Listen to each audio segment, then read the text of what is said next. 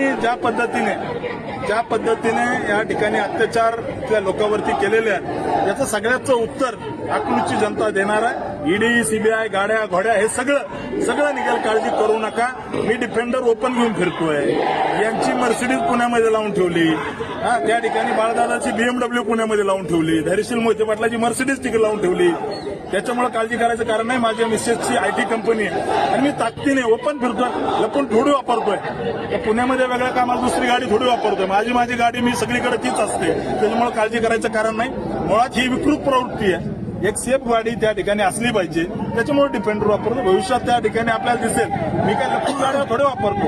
त्याच्यामुळे असले फालतू आरोप लावण्यापेक्षा अकलूजमध्ये यांनी ज्या सुमित्रा पतसंस्था बुडवली, विजय मल्टी स्टेट बँक बुडवली, यांनी लोकांच्या बंदुकीच्या गोळ्याची भीती दाखवून धमकावून लोकांच्या जमिनी बळकवल्या, या मुद्द्यावरती बोलावं त्यांनी।